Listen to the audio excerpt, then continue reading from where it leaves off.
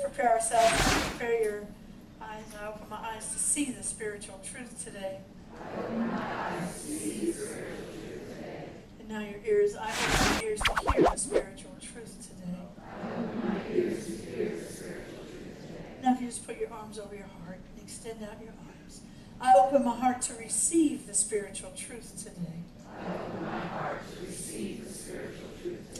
The spiritual truth that I'm working with is one that you are very familiar with. Whether you grew up Christian, Jewish, Muslim, earth-based, every master has said this spiritual truth. It is done unto you as you believe. It is done unto you as you believe. It's such a powerful truth. But I think sometimes we go too quickly over it. We really need to sort of get it in deep, this whole idea that it is done unto us as we believe. You know, it's what is the basis of our co-creation in our life. Whether we're co-creating material things, which we love here, that's great, or whether it's co-creating experiences, which we love here, or whether it's co-creating feelings. Because all of those material things, experiences in our life, feelings in our life, are co-created from this notion that it is done unto us as we believe. Because of that, I want to make sure that we're all on the same page as to what this word belief means. Belief always starts with a thought, but it is not a thought. It always starts with a thought, but it is not a thought. It starts with either a conscious thought, one you know you have, or a subconscious thought, those thoughts that are deep inside of you, mostly put in there when you were little people, when you were children. They were stuck in there, and that's what happens when sometimes you're out and about and you have a reaction to something, or you say something, and you think, where did that come from? Well, where it came from was your subconscious belief system. So I can remember my mother saying, don't put that thought in her head. And what she was doing was she was either trying to protect me from a thought that she thought would not be good for me, or she was trying to keep me from getting a big head. Either way, what it means to me is that she saw the value of putting a thought into a little tiny person. But even though those thoughts are powerful, they are not beliefs. They are the beginning of a belief, but they are not the belief. If the thought was a belief, we'd all be rich. If the thought was belief, we'd have harmony in our familial relations, in our romantic relations, in our workplace relations. If a thought was a belief, we would never have to see a doctor because we'd all be in perfectly great shape all of the time. But thoughts are not beliefs. They are the beginning of belief. See, a belief, in order for a thought to become a belief, it has to be a conviction that is so strong that it can withstand any evidence appearing real. A thought has to be so strong to be a belief that it can withstand, it can survive any evidence that's out there on the planet. See, a belief in wholeness will always survive a diagnosis. A belief in abundance will always survive either what your bank account looks like or what they're saying in the news right now about the recession. A belief in harmony and love will always survive any history of abusive relationships that you have ever been in. But it has to stick around. You know, for a thought to become a belief, it has to not only buy the gym membership, but it has to go to the gym and work itself out. Well, we all need help in turning our thoughts into belief system, the thoughts that we want to have. And so, as you know, I'm working with a little series. We're going to conclude it today. It's going to be called Living the Science of Mind, written by our founder, Ernest Holmes. And Ernest Holmes is the person who wrote the philosophy, developed the theology called Science of Mind. And what he did, for those of you who are visiting, he took something out of all of those religions and more, and all of the Greek philosophers. And what he did was to say, what is common in all of these? And if it's common in all of these, I'm going to put it in this book. And that's what he did. And then we begin to study what's in this book. So the one we're working with today is we believe that God is personal to all who feel this indwelling presence. We believe in the direct revelation of truth through the intuitive and spiritual nature of man, and that any man may become a revealer of truth who lives in close contact with the indwelling presence. Now, sisters, this was written a long time ago, so we're going to give him a pass here. He didn't know any better, okay? But the crux of this belief, the juice of this belief, is something that every single one of us knew when we got to this planet. We knew this stuff. And then what happened is it was taught out of us. And now we have to reteach it back into ourselves. We have to remind ourselves. We have to break this stuff down so that we can actually educate ourselves as to what it means to and for us. Because when we get it to and for us, we get it for the whole planet. And we begin up-leveling the vibration that's here on this planet. So, what I want to ask us to do is to become what I'm calling spirit scholars. We need to become spirit scholars, not for the purpose of wandering around sounding spiritually intelligent. I could care less if we sound spiritually intelligent. Becoming spirit scholars is so that we can remind ourselves, continually remind ourselves, that we can relearn anything that we forgot about in our life. See, if we were actually to really be a spirit scholar of love, to know that love is the power, the only power in the universe, we would begin to love others in a whole different way. We would begin to really see that call for love that's an ugly call for love, that it requires us to dig deep and give love back to us. It would not only require us to love other people more generously, but it would also allow us to let love in if we were to study love.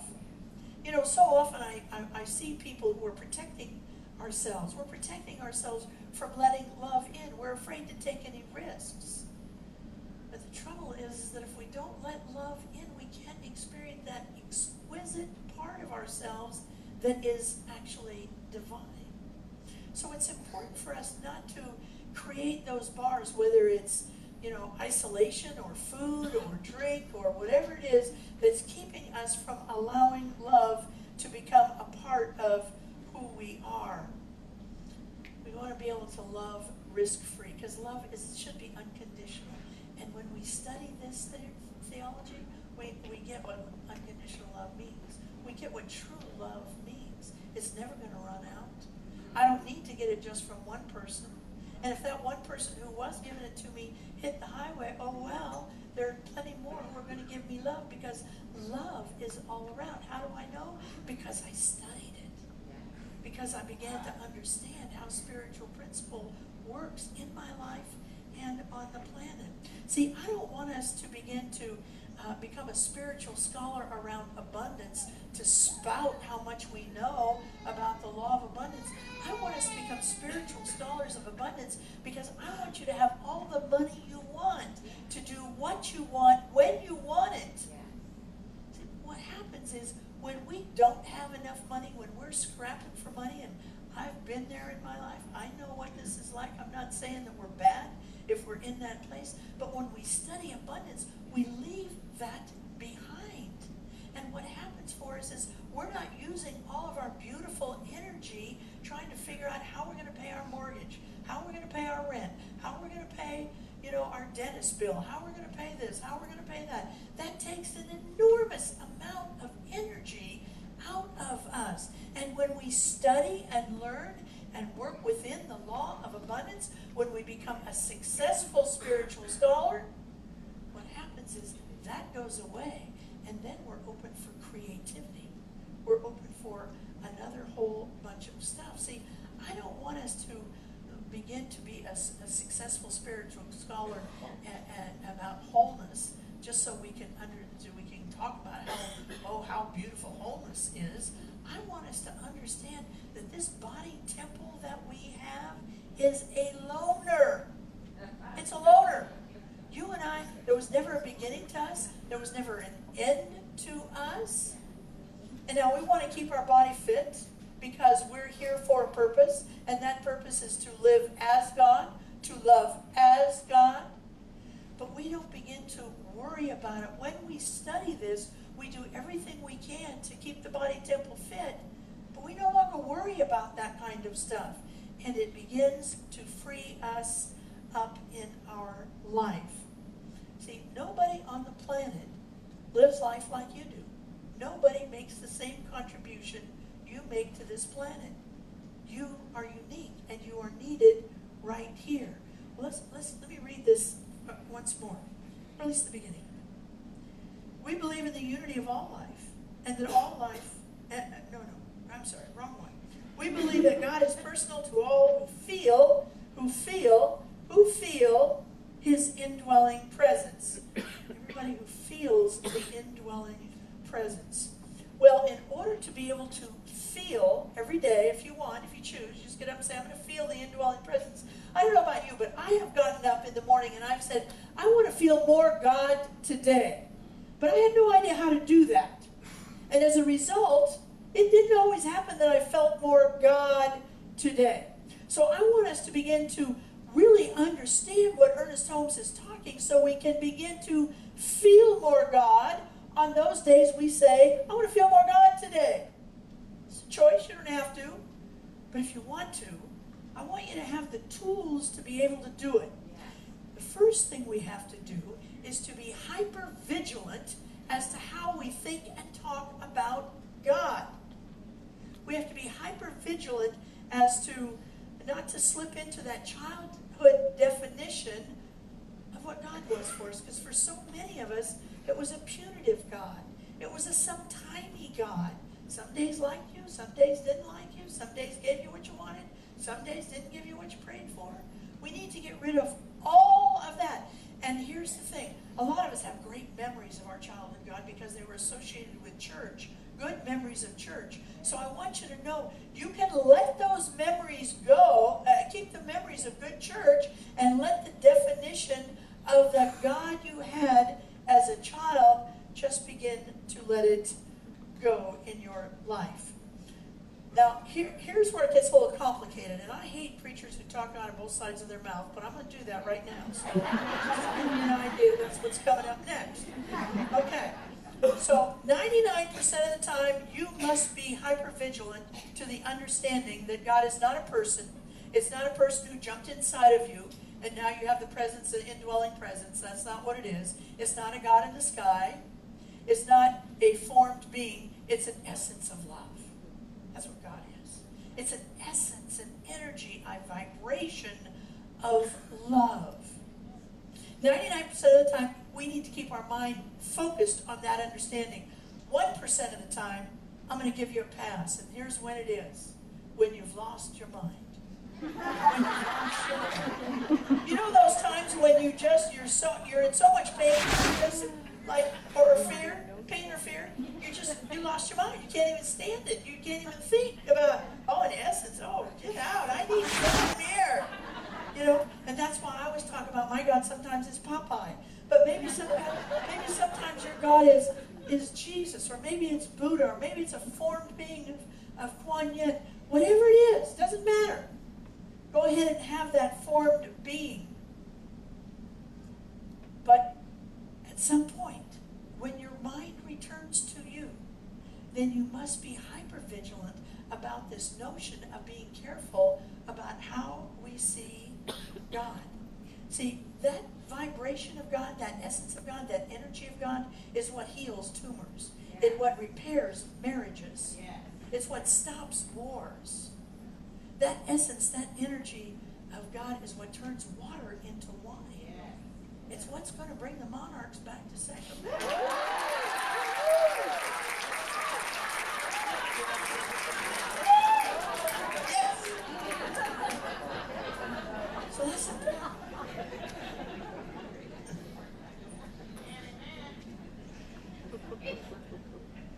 better understand his indwelling presence, we have to start watching our language. And I'm going to invite you for a while in your life. And I did this for a while in my life. I stopped calling God God. I just stopped calling God God. Or any of the names that the older cultures call God. I stopped calling God Allah or Elohim or the sacred grandmother tree. I stopped calling God any of the so-called normal ways that we call God, so that we could at least begin to remind ourselves that it's not what we thought it was, it's what we want to be thinking about what it is right now. The great St. Augustine said this. He said, the very second you name God, you've lost it. Because it's too big for a name. It's too big for a name. See, the indwelling presence doesn't heal anything. It simply reveals that universal natural state that you are right now, that everybody is right now. It just begins to heal it. It heals everything on the universe with revelation. It heals everyone on the universe with revelation. Think of it for a minute as if you went to a doctor and you had an infection, and the doctor gave you an antibiotic. The doctor did not heal you. The antibiotic simply removed that which was in front of what was naturally you. See, it just took away what had entered your body. The same thing works with God's medicine for your heart, your mind, and your soul. It doesn't heal you, it reveals that which is naturally you. It takes away anything that you have in the way of knowing, and knowing you know, who you are at the moment. See, God has all kinds of medicine that God gives. I'm going to talk about it. Compassion is God's medicine that takes away the ugliness that is in front of our divinity for ourselves. Compassion, the indwelling presence, which is the not only the supply of compassion, it's also the source of compassion. It's the source of the supply. But compassion is the medicine that begins to heal. But you know what? We have to give compassion a minute to work. You know, we are such an instant society. Compassion takes a minute, and you have to stay with it. You know, when somebody in your circle does something you don't like, sometimes we're able to muster compassion the first time, and we feel all good about ourselves. Oh, I didn't say anything. I kept my stuff together. You know? But compassion takes over and over and over again. It takes time to begin to work in our life. Another great medicine that God has for us to clear away that which is in front of our divinity is creativity. Getting in touch with our creativity. And I'm not talking just about singing and dancing and poetry and drawing, although those are fabulous ways. And God bless the people who have the calling to do that. Because you all have the ability. I have the ability, you have the ability. But some people have the calling to sing and dance and be creative. And that's a great thing. But there's other kinds of creativity. That creativity of how you dress yourself, how you decorate your house. Get into it. Allow it to be the kind of medicine that will allow you to feel the indwelling presence in your life. You know, there's all kinds. So for me, gospel music is a creativity that makes me feel the indwelling presence. That's why we have it here, is because you can feel that. But that may not work for you. For other people, it's going to a gallery. Maybe standing in front of a great painting is what makes you feel the indwelling presence. Maybe it's going to the forest, and that makes you feel the indwelling presence. My daughter, when she was 2 years old, I was just reminiscing about this with my class the other night, she never wanted to wear a set of shoes. She always wanted to wear wear one shoe from one set and another shoe from another set. And as much as I tried to tell her that was wrong, it couldn't, because that was her creativity, that she thought that was pretty, and she didn't want to waste time having to have 2 days to show off her shoes. So one day was good, and that worked for her. And that's the kind of creativity that we allow ourselves to have our indwelling presence. Adventure is another one of those medicines that I hope you're all getting. I don't care how old you are. I hope you're getting some medicine of adventure in your life. Whether it's a zip line or jumping out of an airplane, I won't be doing either one of those things. But there are so many other ways to experience adventure. One of the great ways is to go to a country where nobody speaks English and you don't speak that language. That's an adventure. There are all kinds of ways to have. Just get in the car someday and say, I'm going to go on a weekend and I don't know where I'm going, but I'm going somewhere. That's an adventure. And when you get out of that comfort zone, you will feel that indwelling presence begin to stir within you. Well, let's read the second part of this, which is a little bit more long-winded, but still powerful. We believe in the direct revelation of truth through the intuitive and spiritual nature of man, and that any man may become a revealer of truth who lives in close contact with the indwelling presence. And never met a word he didn't like. But here it is. It's a long-winded way of saying if you live feeling, if you allow yourself to feel the indwelling presence, if you educate yourself in ways that you can feel the indwelling presence, you will receive direct revelations from the one. That's powerful. That is powerful. And you know, we know so many people. We've heard of so many people who are revealers of truth. Jesus was a revealer of truth. Buddha was a revealer of truth. Lao Tzu was a revealer of truth. Michael Beckwith is a revealer of truth. Wayne Dyer is a revealer of truth. Mary Morrissey is a revealer of truth. Those are people who live in close contact with the indwelling spirit, and they don't let anything stop them. They just let it go. See, the closer you live, the more you can reveal. And it's all there. Every question you have about your personal life, about your marriage, about your relationship, about your job, what your next step is, about what your retirement is, whatever it is, whatever question you have, it's known in the mind of God. The cure for AIDS is known in the mind of God. The cure for cancer is known in the mind of God. The cure for heart disease is known in the mind of God. And you could be the one for whom the revelation comes through. You could be the revealer of truth. How? By living close contact with the indwelling spirit. Well, I want to give you 5 ways this week that I want you, before you come back next Sunday, and I'm telling you, you don't want to miss next Sunday. I'm going to bring in extra chairs. I won't be here next Sunday, but Esther Nichols will be here next Sunday, and she is phenomenal. She not only will do the talk, which is a phenomenal talk, but she'll also sing throughout it. She sang with all of the greats. So you want to be here for that. But before you come back here to see Esther, here's what I want you to do. Some of you, I want to give you some ways to actually begin to experience the love of the indwelling spirit. Now, many of you have either seen me as a couple or have been here at church when I've talked about the 5 love languages. And the basis of the 5 love languages is this.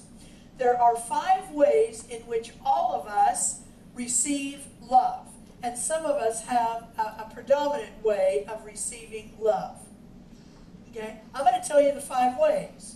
What I want you to do this week is I want you to experience, be awake as to how the indwelling presence is loving you.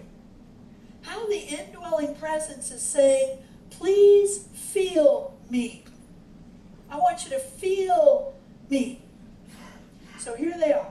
First one is affirmative words. Some of us receive love by hearing sweet things said to us. See if the indwelling presence through somebody doesn't give you sweet words this week. And when they do, I want you to internally say, I feel the indwelling presence. The second way is quality time.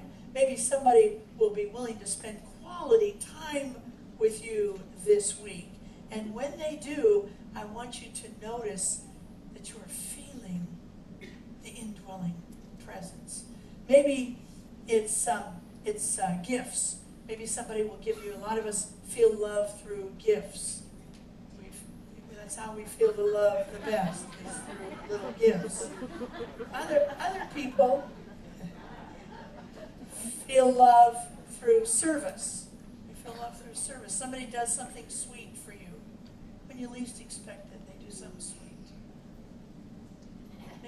Maybe it's nothing more involved than your partner gets up and gets the salt. And you didn't expect, you usually have to get up and get the salt.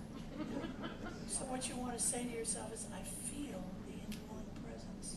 See, we call this place the Center for Spiritual Awareness because we want you to become more aware. We want me to become more aware.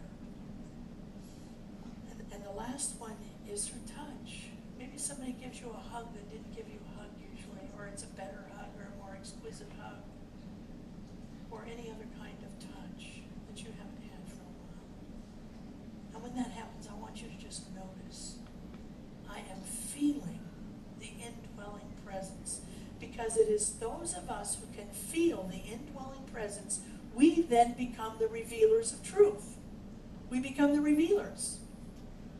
And that's our purpose in life. Let's take this message into prayer, knowing that there is only one power, the power of love, that runs through me and everybody else right now. I give thanks. I simply give thanks for the sun coming up this morning and for the understanding, the true belief that the moon will come up tonight. I give thanks for every single person in this church for coming on a holiday to say, I want my spirit stirred. I give thanks. I release this word into the law. Together we say, and so it is.